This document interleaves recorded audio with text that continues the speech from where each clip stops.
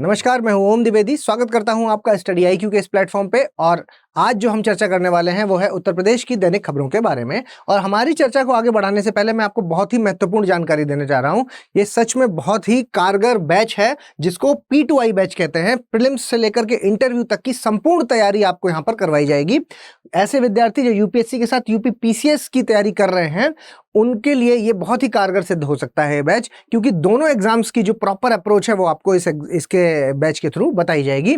एक और फैसिलिटी है इसमें, जो UP PCS का आपका जो रिकॉर्डेड लेक्चर्स होते हैं वो भी इसके साथ फ्री में आपको अटैच करके मिलेगा। ठीक है, तो जिनको भी दोनों में तैयारी कर रहे हैं, दोनों ही एग्जाम देने हैं, उनके लिए ये बहुत बेस्ट बैच हो सकता है। इसमें फटाफट एडमिशन ले लीजिए। अगर मैं इस बैच की शुरुआत करूं तो शुरुआत इसमें ऑलरेडी हो चुकी है। ठीक है, 26 अप्रैल को ये खत्म हो जाएगा। इसकी जो क्लोजिंग है वो खत्म हो जाएगी, इसलिए इसमें जल्द से जल्द आप एडमिशन ले लीजिए। और फीस इसकी 70,000 है, लेकिन अगर आप मेरा कोड OMLIVE यूज करते हैं तो फीस घट के 32,999 हो जाएगी। ठीक है, चलिए आगे। हमारी जो पहली खबर है वो है 4th human kill by a big cat in Dudhwa reserve in a month. ठीक है, महीने के अंदर चौथी किलिंग है जो वो देखने को मिली है। आपने ये शब्द सुना होगा कि एनिमल और ह्यूमन का आपस में क्या कॉन्फ्लिक्ट जैसा होता रहता है। क्योंकि या तो एनिमल आ जाता है आपके उस क्षेत्र में जहां पर आबादी है, और या हम कोई ऐसी जगह पहुंच जाते हैं जहां पर जानवरों को इंटरफियर होता है। ठीक, तो इस अगर दुधवा नेशनल पार्क की बात करें, हमारे जो उत्तर प्रदेश के लखीमपुर जिले में है, अगर हम उसकी बात करते हैं तो ये चौथी किलिंग है जो किसी मानव की वहां पर पाई गई है। देखिए पूरी खबर क्या है कि दुधवा टाइगर रिजर्व, जो कि एक प्रोटेक्टेड एरिया है और 1284 किलोमीटर क्षेत्रफल में फैला हुआ है, और लखीमपुर खीरी और बहराइच आपका जो डिस्ट्रिक्ट है वो उत्तर प्रदेश का, वो दोनों डिस्ट्रिक्ट का कुछ कुछ एरिया है जो वो इस दुधवा नेशनल पार्क में या टाइगर रिजर्व में शामिल है। और इसमें और क्या क्या इंक्लूड है, देखिए एक किशनपुर वाइल्ड लाइफ सेंचुरी है जो वो इंक्लूड है, दुधवा नेशनल पार्क इंक्लूड है, कतरनिया घाट वाइल्ड लाइफ सेंचुरी है वो भी इसके अंतर्गत आती है। और इसके अलावा अगर मैं नॉर्थ ईस्ट बॉर्डर की बात करता हूं कि इसका जो नॉर्थ ईस्ट बॉर्डर है वो किसके साथ सीमा टच करता है, वो नेपाल के साथ अपनी सीमा साझा करता है। ये चीज का ध्यान रखना है। इसके अलावा मैं वाइल्ड लाइफ प्रोटेक्शन एक्ट के बारे में अगर आपको बताऊं तो वाइल्ड लाइफ प्रोटेक्शन एक्ट है जिसके तहत जिसका जो मेन ऑब्जेक्टिव है वो क्या है कि chief wildlife warden to control, manage and maintain all sanctuaries in a state. ठीक है, स्टेट के अंदर जो सारी सेंचुरीज हैं उनको मैनेज करना, ये सब कुछ वाइल्ड लाइफ प्रोटेक्शन एक्ट के तहत ही होता है। और ये इसको सेंट्रल गवर्नमेंट है जो वो ये पावर देती है। इसमें क्या है कि हमने 4 भागों में या 4 शेड्यूल्स में बांट रखा है, जिसमें पहला शेड्यूल है जो उसके अंतर्गत आपके जो एनिमल्स हैं, एनिमल स्पीशी है जिनको बहुत ज्यादा प्रोटेक्शन की जरूरत है वो फर्स्ट में रखे गए हैं। जो उनसे कम है, जिनकी मतलब डिग्री ऑफ प्रोटेक्शन है, जिनको संरक्षण की जरूरत हाईएस्ट वालों से थोड़ा कम है, उनको सेकंड में रखा गया है। थर्ड में पेड़ पौधों को रखा गया है। उसके बाद फोर्थ में है जो वो उनको रखा गया है जो कि साइट्स के अंदर आते हैं। ठीक है, ऐसे पेड़ पौधे या जीव जंतु जो साइट्स के अंतर्गत आते हैं। ठीक है, चलिए आगे देखते हैं। आगे अगली ये NTCA के बारे में भी थोड़ा सा देख लेते हैं। देखिए NTCA है जो आपका नेशनल टाइगर कंजर्वेशन अथॉरिटी, ये आपका जो कॉन्स्टिट्यूट किया गया है किसके अंतर्गत, 38L1। ठीक है, ये वाइल्ड लाइफ प्रोटेक्शन एक्ट 1972 का जो धारा 38L1 है उसके तहत इसको डाला गया है। और इसको पावर कहाँ से मिलता है, टाइगर कंजर्वेशन है जो वो देश में जो टाइगर कंजर्वेशन है उस पर ये सुदृढ़ बनाता है, उसको ये सुदृढ़ बनाता है, स्ट्रेंथन करता है।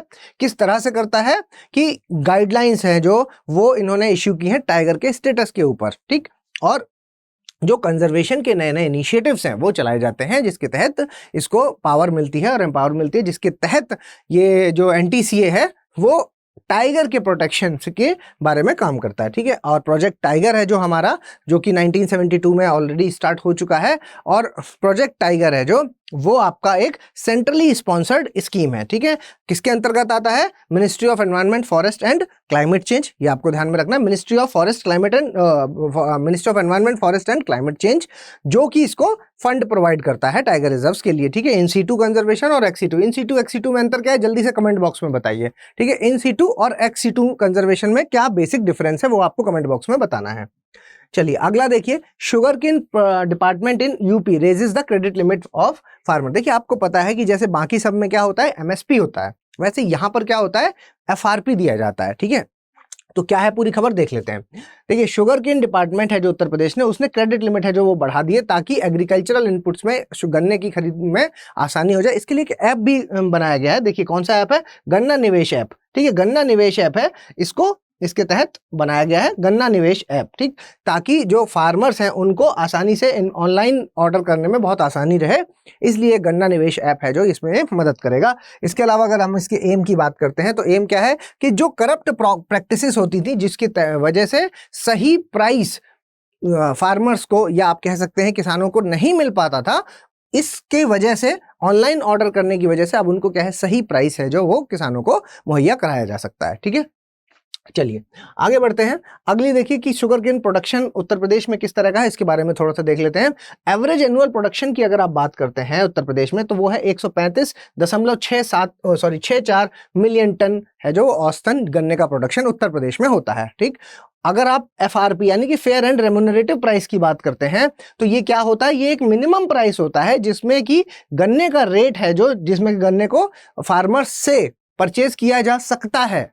मिल के जो ओनर्स है वो गन्ने को किस रेट पर कम से कम परचेज करेंगे वो एफआरपी कहलाता है। ठीक है, और शुगर मिल्स हैं जो वो उसकी सेल शुगर मिल्स हैं जो वो उसको सेल भी कर सकती हैं, sell the manufactured sugar as market rate and make the profit from it. गन्ने से फिर क्या चीनी बनाएंगी मिल्स और फिर चीनी बना करके उसको वो मार्केट में निकाल सकते हैं और वहां से वो प्रॉफिट अपना कमा सकते हैं। ठीक है, एफआरपी है जो वो कौन फिक्स करता है, cabinet committee on economic affair. देखिए ये क्वेश्चन बहुत बार पूछा जा चुका है पहले भी। ठीक, तो इसलिए आपको डायरेक्ट ध्यान में रखना है ये चीज, डायरेक्टली हम यहाँ पर लिख करके आपको दे रहे हैं। रेड से जो भी यहाँ पर आपको लिखा हुआ मिले इसका मतलब है कि वो अपने आप में या तो क्वेश्चन बन सकता है या ऑलरेडी बन चुका है। ठीक, तो इकोनॉमिक अफेयर्स सीसीईए है जो cabinet committee on economic affairs, ये फिक्स करता है एफआरपी को। किस बेसिस पर करता है, सीएसीपी की रिकमेंडेशन होती है जो उसके बेसिस पर। ठीक है, सीएसीपी की रिकमेंडेशन, सीएसीपी की फुल फॉर्म क्या होती है, commission for agriculture cost and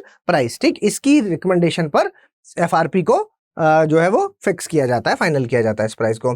sugar cane production states की अगर आप बात करेंगे कि कौन कौन से हैं तो देखिए पंजाब में होता है, हरियाणा में होता है, उत्तराखंड में होता है, उत्तर प्रदेश में होता है।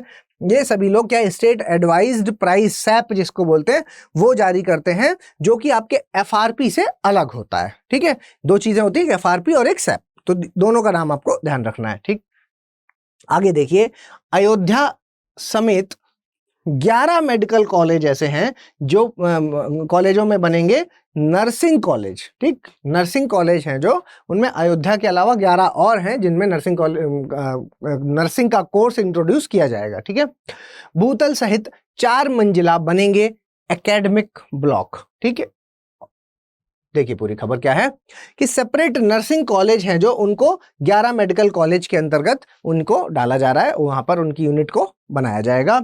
और बीएससी नर्सिंग और एमएससी नर्सिंग के कोर्स हैं जो वो शुरू करेगी सरकार 25 गवर्नमेंटल सेक्टर मेडिकल कॉलेजेस के अंदर उत्तर प्रदेश की अगर हम बात करते हैं तो। ठीक है, तो ओवरऑल आपको बस यही याद रखना है कि नर्सिंग कॉलेज हैं जो 11 कॉलेज हैं ऐसे, जिसमें कि एक अयोध्या भी शामिल है। ठीक, 11 में और भी देख लेते हैं कौन कौन से हैं। देखिए, शाहजहांपुर, सहारनपुर, जालौन, फिरोजाबाद, बस्ती, बहराइच, आजमगढ़, बदायूं, अंबेडकर नगर, अयोध्या और बांदा। ठीक, क्वेश्चन क्या बनेगा, क्वेश्चन इस तरह से बनाया जा सकता है कि जो नर्सिंग कॉलेज अभी उत्तर प्रदेश सरकार ने फाइनल किए हैं तो उनमें से कौन सा, निम्नलिखित में से कौन सा जिला उनमें शामिल नहीं है। ठीक, तो आपको ये 11 के 11 ध्यान रखने हैं ताकि आप ये बात समझ पाए। देखिए एरिया से आप अंदाज लगा सकते हैं। ठीक है, अयोध्या, अंबेडकर नगर, बदायूं, मतलब कौन सा किस किस क्षेत्र में, तो आपको एक आइडिया लग जाएगा कि कौन सा इसमें शामिल है कौन सा नहीं है शामिल। ठीक है, चलिए आगे देखते हैं।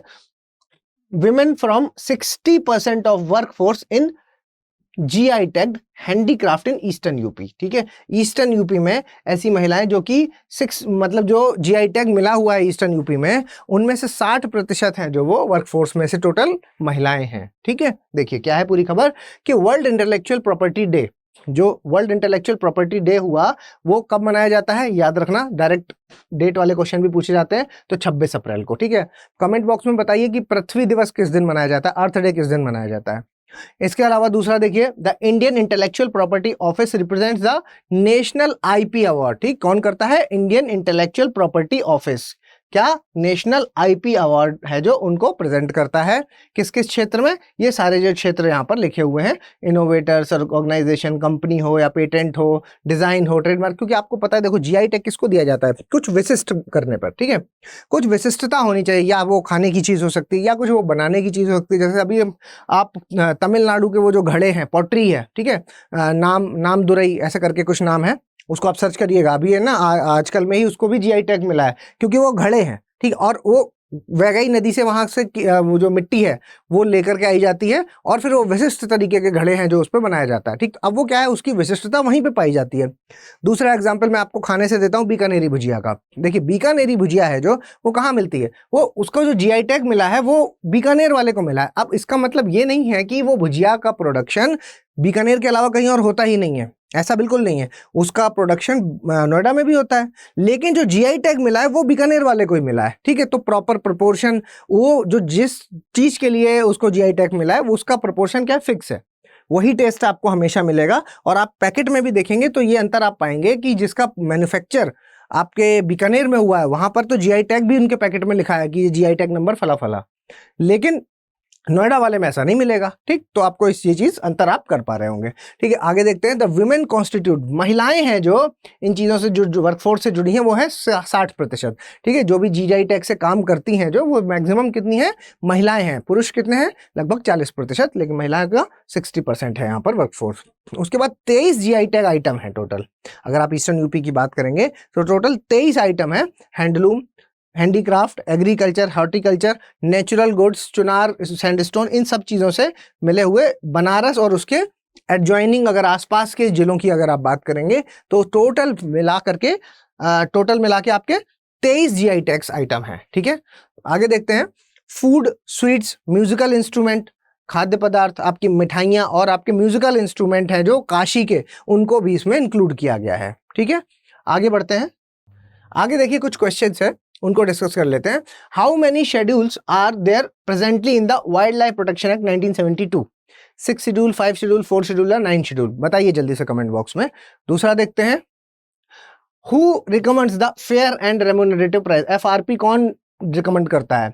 Cabinet committee on economic affairs, commission for agriculture cost and price, committee of export and marketing या कमेटी ऑफ फूड प्रोसेसिंग? कौन करता है, जल्दी बताइए।